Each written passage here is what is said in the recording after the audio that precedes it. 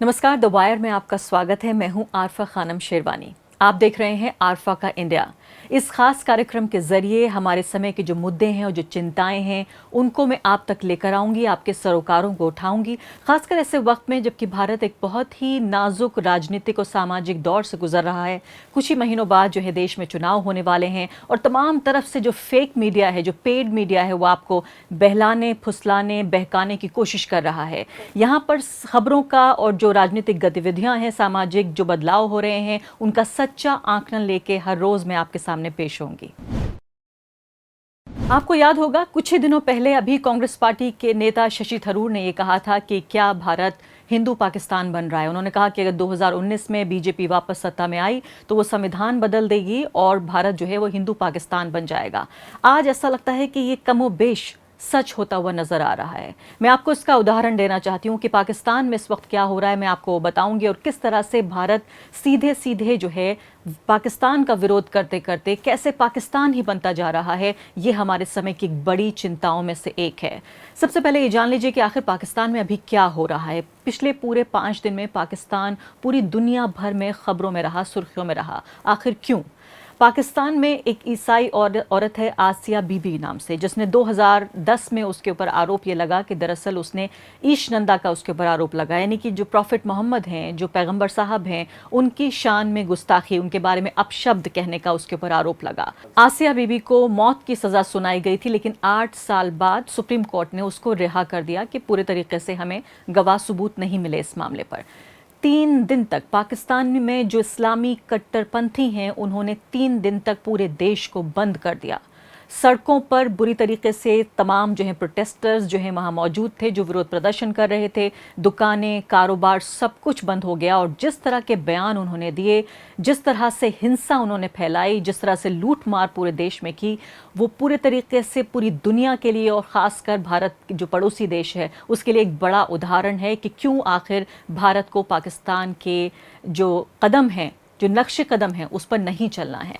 तो इससे पहले कि मैं आपको दिखाऊं कि क्या कुछ वहां पर हो रहा है, साफ तौर पर आप ये देखिए कि जो दक्षिणपंथी ताकतें हैं, जो कट्टरपंथी ताकतें हैं पाकिस्तान में, वो इस फैसले का पूरी तरीके से विरोध कर रही हैं और इसी वजह से उन्होंने पाकिस्तान पूरे तरीके से बंद कर दिया। वो ये कह रही हैं कि अदालत के फैसले को हम नहीं मानेंगे।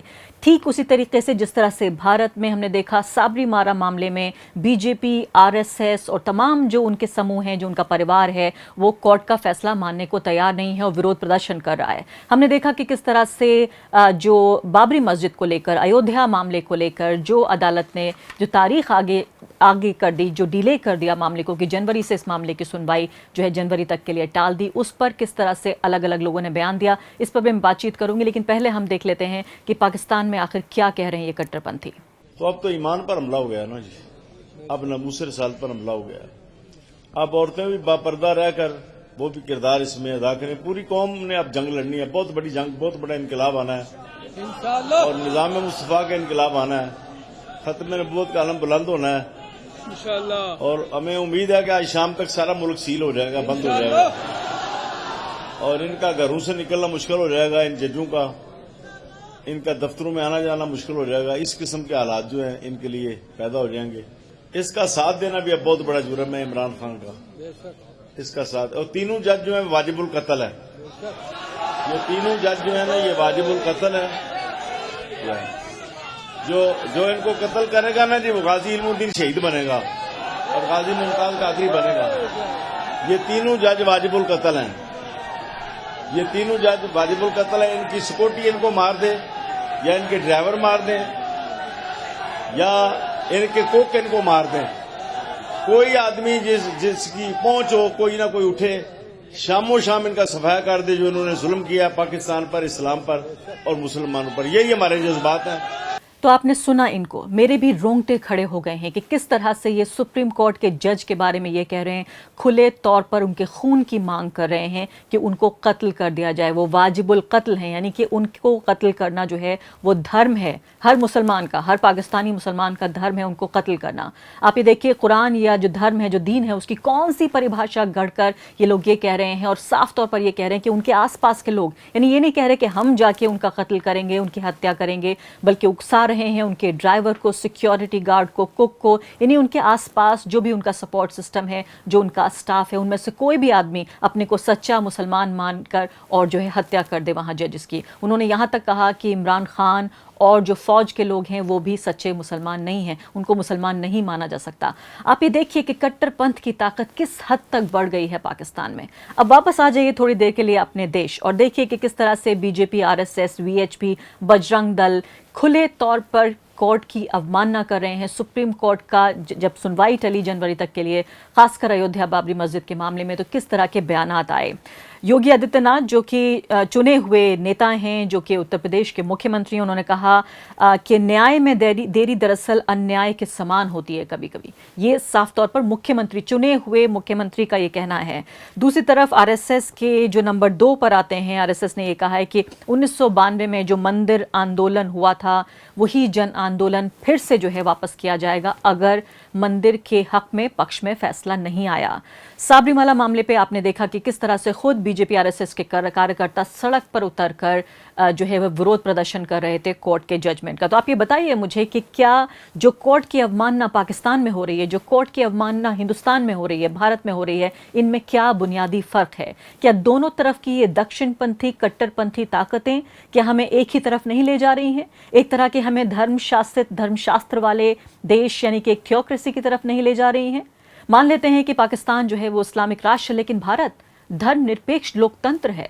यहाँ धर्मनिरपेक्ष लोकतंत्र में इस तरह की बातें सीधे तौर पर, खुले तौर पर कोर्ट की अवमानना हो रही है। अगर इतना ही काफ़ी नहीं है तो आज ही आपने पढ़ा होगा कि किस तरह से जो अखिल भारतीय संत समिति है उसने अपनी 3 दिन की अपनी बैठक खत्म की है और उस बैठक में ये कहा कि 2019 में जो है बीजेपी को हमें जिताना होगा, हमें उसी पार्टी को जिताना है जो कि गाय, गंगा, गीता, गायत्री और गोविंद, इन चीज़ों में जिसका फेथ हो, इन चीज़ों में जिसका विश्वास हो। तो एक तरफ पाकिस्तान में आपने देखा कुफ्र का फतवा, कत्ल का फतवा जो है दिया जा रहा है इन जजों के खिलाफ कि ये काफिर हो गए हैं, इनका कत्ल किया जाना चाहिए।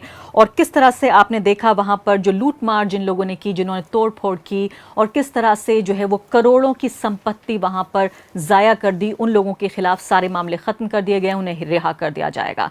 लेकिन दूसरी तरफ मैं आपको बता रही थी कि किस तरह से अखिल भारतीय जो संत समिति है उसने ये कहा कि अगर जीवित रहना है, मठ मंदिर बचाना है, बहन बेटी बचानी है, संस्कृति और संस्कार बचाना है, तो इस सरकार को दोबारा से लाना है।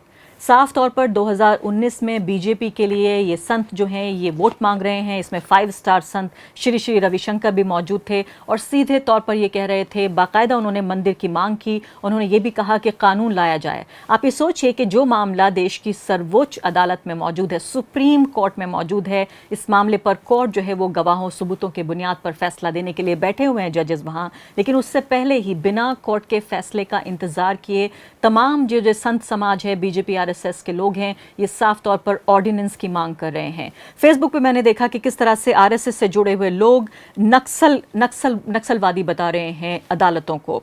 जुडिशल नक्सल हैशटैग के नाम से और I hate supreme court, judicial Naxal और आई हेट सुप्रीम कोर्ट के नाम से आरएसएस के प्रचारक राम गोपाल का फेसबुक अकाउंट मैंने देखा, जहां पर उन्होंने साफ तौर पर यह लिखा है कि कैसे देश के जो हिंदू हैं, हिंदू समुदाय है, बहुसंख्यक समुदाय है, उनके साथ नाइंसाफी हो रही है। यानी कि अगर बहुसंख्यक समुदाय के खिलाफ अगर कोई फैसला आता है, पहले से ही कोर्ट को दबाव में लेने की कोशिश हो रही है। तो क्या हम ये ना माने वाकई कि शशि थरूर ने जो कुछ महीने पहले ये कहा कि भारत जो है वो हिंदू पाकिस्तान बन रहा है, आज जिस तरह से जुडिशरी, जिस तरह से अदालत की अवमानना का मामला दोनों देशों में साफ तौर पर नजर आ रहा है, ये पता चलता है कि धीरे धीरे पाकिस्तान का विरोध, पाकिस्तान से नफरत करते करते कैसे हम भी हिंदू पाकिस्तान बनते जा रहे हैं। द वायर के और वीडियोस देखने के लिए सब्सक्राइब करें और बेल आइकन पर क्लिक करें। स्वतंत्र पत्रकारिता की आर्थिक मदद करने के लिए डिस्क्रिप्शन में दिए गए लिंक पर जाएं और अपनी राशि चुनें।